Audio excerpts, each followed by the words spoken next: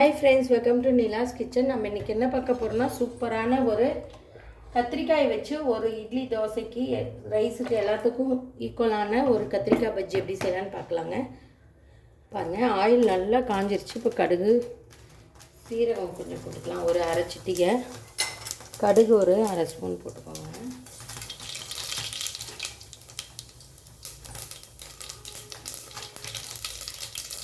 இது நல்லா வெடிச்சதும் இப்போ நம்ம எடுத்து வச்சுருக்கேன்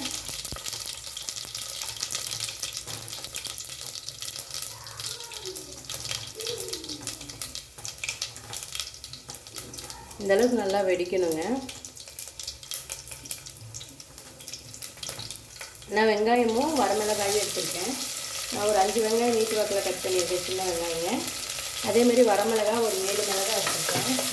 சில்லி எடுத்துருக்கேன், அந்த வெள்ளையை எடுத்துட்டு நல்லா வதக்கணும். இந்த ஆயிலில் இது நல்லா வதங்கணுங்க. நமக்கு வதங்கும்போது தான் நமக்கு அந்த டேஸ்ட் கிடைக்கும்.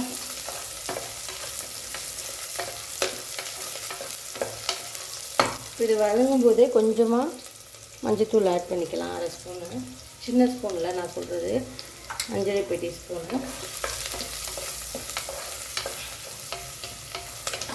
பாருங்கள், இது வதங்கிட்டு இருக்குது. இப்போ நான் ஒரு பெரிய தக்காளி ஒன்றும், சின்ன தக்காளி ஒன்றும் எடுத்துருக்கோம். மொத்தம் 2 தக்காளிங்க. அதையும் இது கூட போட்டு வதக்கலாம். தேவையான அளவு கல் போட்டுக்கலாம். தக்காளி இந்த அளவுக்கு வதங்கணும்.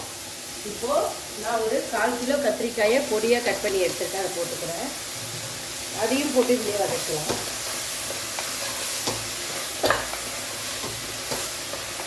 இது ஒரு 5 நிமிஷம் வதங்கட்டும் இந்த ஆயிலில்.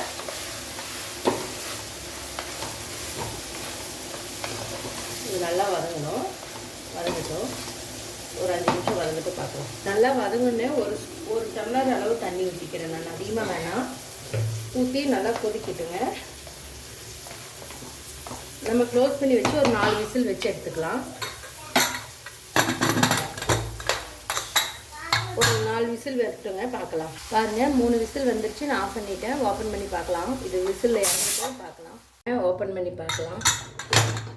பாருங்கள், நல்லா சூப்பராக வந்துருச்சுது.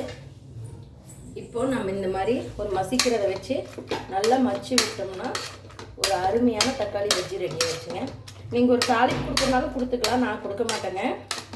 இது இப்படியே ஊற்றினாலும் டேஸ்ட்டாக இருக்கிறதுக்காக.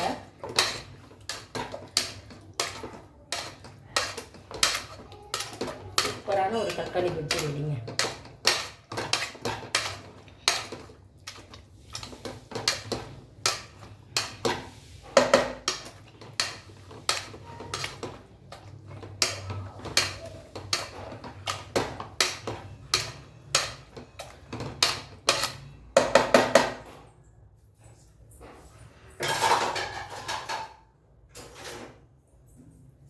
பாருங்கள், எவ்வளோ அருமையான ஒரு தக்காளி பஜ்ஜி ரெடி ஆயிடுச்சு.